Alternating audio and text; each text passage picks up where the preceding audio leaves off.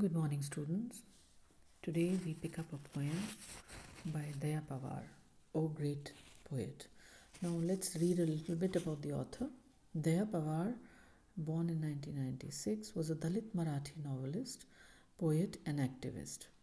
His novel Baluta, 1978, was an autobiographical narrative of the atrocities suffered by Dalits, which shook Marathi society. The encouraging response caused him to write another book detailing the negative response he received from his Dalit community after the publication of Baluta.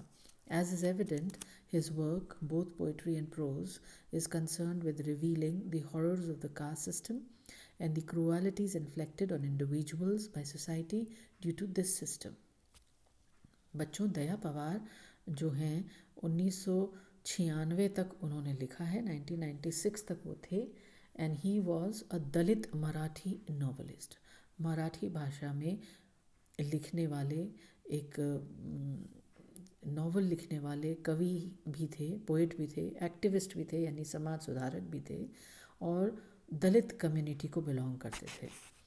उनका जो पहला novel था बलूता, जो उन्होंने novel लिखा 1978 में जो छपा था, ये एक ऑटोबायोग्राफिकल नैरेटिव कहते हैं था, यानी खुद की जीवन पर ही बेस्ड उन्होंने ये लिखा था.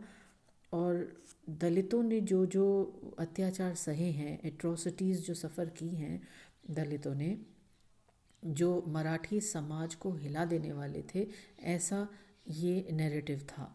यानी बलूता जो है 1978 में छपा, और ये नावल जो कहते हैं ये ऑटोबायोग्राफिकल था, और इसमें वो स्वयं के बारे में, दलित को खुद थे और क्या क्या सितम, जुल्म सितम उन्होंने सहे, वो उसमें उन्होंने उजागर किए, और इसने मराठी समाज को हिलाकर रख दिया था. दी इनकरेजिंग रिस्पॉन्स कॉज्ड हिम, और इससे जो इनको रिस्पॉन्स मिला, जो पाठकों ने पढ़कर इनको इतना अधिक प्यार दिया, इतना ज़्यादा सराहा, कि इससे इनकरेज होकर उन्होंने फिर एक और किताब लिखी, जिसमें उन्होंने बहुत ही डिटेल में लिखा वो जो नेगेटिव रिस्पॉन्स था जो उन्होंने महसूस किया या समाज से उन्हें मिला, जो पब्लिकेशन के बाद का था. यानी बलूता के छपने पर जो भी समाज से नेगेटिव रिस्पॉन्सेस उनको मिले, उस पर फिर उन्होंने एक और किताब लिख डाली. As is evident, his work, both poetry and prose, is concerned with revealing the horrors of the caste system. और जैसा कि बिल्कुल साफ झलक रहा है कि उनका अधिकतर काम, चाहे वो कविता हो, चाहे वो गद्य हो, पद्य हो, वो ज़्यादातर कंसर्न किससे था, वो रिवील करना चाहते थे, यानी उजागर कर जाना चाहते थे वो सारा हॉरर, यानी जो अक्रांति जो फैली हुई थी इस कास्ट सिस्टम से, और जो क्रूएलिटीज़ इन्फ्लिक्ट होती थी किसी व्यक्ति विशेष पर, इंडिविजुअल्स पर, समाज के द्वारा, बिकॉज हमारा सिस्टम ऐसा था. यानी कास्ट सिस्टम की वजह से समाज में दलितों ने जो जो अत्याचार सहे हैं, उन सब को उजागर करना और उनके बारे में लिखना, यही ध्येय रहता है दया पवार का. तो अब अगर हम इस कविता के बारे में थोड़ा सा जानने की कोशिश करें, तो हम पाएंगे कि ये कविता जो है ये भी, it was written writing in the tradition of Dalit literature. Daya Pawar has raised issues of caste inequality and oppression, as well as questions of indoctrination and literary value in his poem. तो कविता का जो tradition जो था, जैसा कि वो हमेशा लिखते आए हैं, जैसा कि उनकी आदत थी, दलित लिटरेचर उन्होंने लिखा है, तो उसी ट्रेडिशन को, परंपरा को आगे बढ़ाते हुए दया पवार ने इस कविता में भी वही सारे मुद्दे उठाए हैं, कास्ट इनइक्वालिटी का, ऑप्रेशन का, यानी दमन का, और सवाल और भी उठे हैं, वो है इंडॉक्ट्रिनेशन एंड लिटरेरी वैल्यू, कि इसकी क्या लिटरेरी वैल्यू है. दलित लिटरेचर अपने आप में एक बहुत बड़ा लिटरेचर का हिस्सा हो चुका है आज की तारीख में, और बहुत लेखन है दलित लिटरेचर पे, मार्जिनलाइजेशन भी है, सब है. हम लिटरेचर जब पढ़ते हैं तो हम देखते हैं कि दलित लिटरेचर एक बहुत बड़ा धड़ा हो गया है लिटरेचर में. तो ये सारी वैल्यूज़ की बात उसने करी है. So the great poet of the title who is addressed in the poem is Valmiki. इस कविता में ग्रेट पोएट कौन है, इसका जो टाइटल ही है ग्रेट पोएट, वो जो है जैसे टाइटल एड्रेस कर रहा है वो वाल्मीकि की बात यहाँ हो रही है.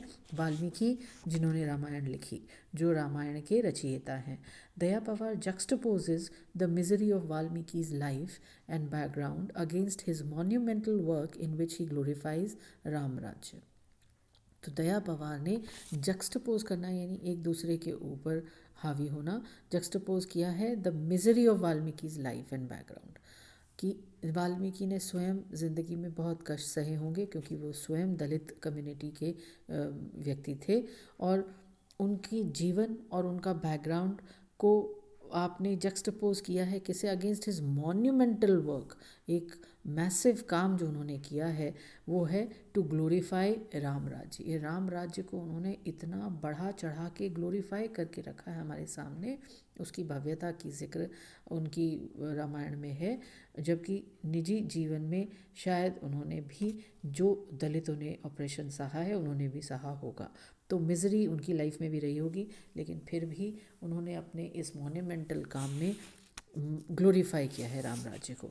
Bye placing Valmiki's lower caste background and the atrocities suffered by his community and his people as a counter to the praises of Ram Rajya, Daya Pawar raises the issue of what it is to be a great poet. और दया पवार ने क्या इस कविता में issue उठाने की कोशिश की है, इन्होंने वाल्मीकि को याद दिलाने का प्रयास किया इसमें कि वो भी दलित थे, लोअर कास्ट बैकग्राउंड था उनका भी, और लोअर कास्ट उस समय बहुत सारे एट्रोसिटी जुल्मो सितम सफ़र कर रही थी समाज के हाथों बाय हिज कम्युनिटी. और जब उसने वाल्मीकि ने देखा होगा, हो ही नहीं सकता कि वो अनजान रहा हो कि उसकी कम्युनिटी, खुद उसकी कास्ट के लोग कैसे समाज के हाथों दलित बनाए जा रहे हैं, उन पर जुल्म हो रहे हैं. तो ऐसे में रहकर भी कैसे उसने राम राज्य की तारीफ़ें की होंगी. तो दया पवार ने ये इशू उठाया है, और ये इस बात का भी है कि वो महान कवि क्यों हो गए. अब जब अपने लोगों की परेशानी के बारे में ना लिखते हुए राम राज्य की तारीफ़ कर कर वो महान कैसे हो गए, जो स्वयं के परिवार का, कम्युनिटी का ध्यान नहीं रख पाया या उनके जुल्मों सितम को उजागर नहीं कर रहा है, तो राम राज्य की तारीफ़ करके उसे महान कवि कैसे मान लिया गया, इस पर सवाल उठाया है यहाँ पे दया पवार ने. Is the quality of his words and his thoughts what makes a great poet, or is it that poetry should be a weapon, a mode of protest, a medium to raise the consciousness of the downtrodden and express their pain? और एक बड़ा मुद्दा उठा दिया इन्होंने यहाँ पे कि क्या होना चाहिए कविता का ध्येय, यानी कविता का ऑब्जेक्टिव क्या होना चाहिए. क्वालिटी जो है, हम कविता लिख रहे हैं, जो वर्ड्स हमने लिखी है, तो और जो विचार हम उसमें उठा रहे हैं, क्या वो कवि को सिर्फ महान बनाता है, या वो कविता अच्छी है जो औजार के रूप में उठती है, जो एक मोड ऑफ प्रोटेस्ट है, यानी एक तरह से प्रतिरोध करने का या विरोध करने का माध्यम बनती है, एक मीडियम बनती है, जिससे कि हम समाज में जागरूकता बढ़ाते हैं. किसके बारे में? Of the downtrodden and express their pain. हम उस दलित वर्ग के बारे में लिखते हैं, उसकी समस्या को उठाते हैं, उनके ऊपर होने वाले अत्याचारों को उजागर करते हैं, और उनके दर्द को उजागर करते हुए उस समस्या का कुछ निदान मांगते हैं. तो कविता को क्या होना चाहिए? या तो कविता की क्वालिटी है और विचार जो उसमें रखे हैं वही एक को कवि को बना देता है महान, या कविता को यूज़ करता है जो व्यक्ति एक औजार के रूप में, एक माध्यम के रूप में, जिससे कि हम समाज में जागरूकता बढ़ाते हैं और ऑपरेशन को हटाने का प्रयास करते हैं. तो दोनों में से कौन सा बेटर होगा, ये प्रश्न उठाया है यहाँ पर इस कविता में कवि ने. Pawar also speaks obliquely about the ways in which caste inequities are strengthened and perpetuated by the indoctrination and that colludes with outright oppression.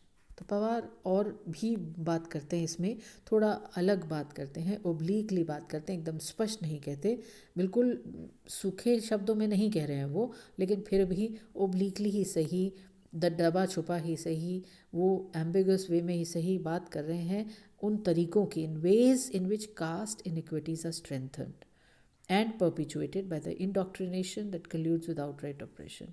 ये उनकी बात कर रहे हैं जिससे कि कास्ट में जो भेदभाव हैं, ऊंच नीच हैं, उनको बल मिल रहा है और वो आगे और बढ़ रहे हैं, परपिचुएट किया जा रहा है किस डॉक्ट्रिनेशन से, that colludes with outright operation, कि जो दमन को फेवर करती है।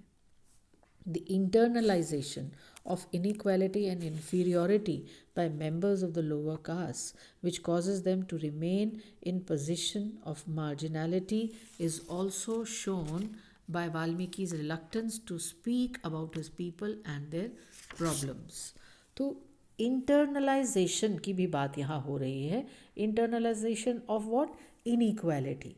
इनइक्वालिटी असमानता, इन्फीरियोरिटी जो हीनता की भावना है, किन में है? By members of the lower caste, जो निम्न वर्ग के लोग हैं, जिस कास्ट सिस्टम में जो सबसे लोअर रंग पर आते हैं, which causes them to remain in position of marginality, जो कि मेंटेन रखती है उनकी मार्जिनलिटी को, पोजीशन को, यानी उनमें स्वयं में ही जो इनइक्वालिटी की भावना है या इन्फीरियोरिटी की भावना है, वह उस सदस्यों में जो लोअर कास्ट के हैं वही कॉज करती है, वही कारण बनती है कि वो वहीं के वहीं रहते हैं अपनी पोजीशन पे।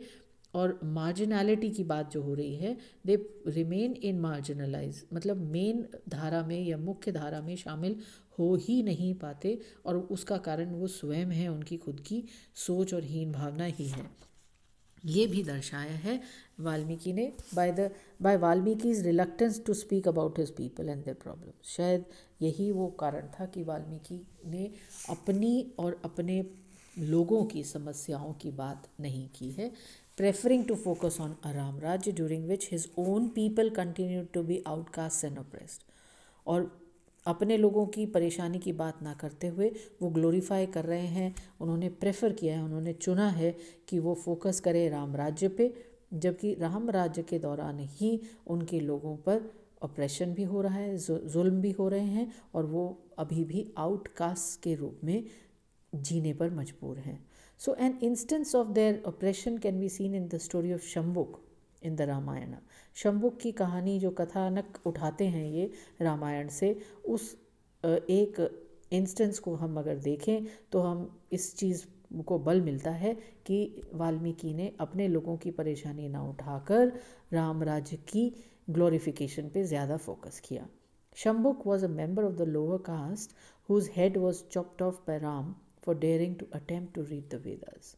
शंभु की कथानक कुछ ऐसे है कि राम ने उसका सर धड़ से अलग कर दिया था।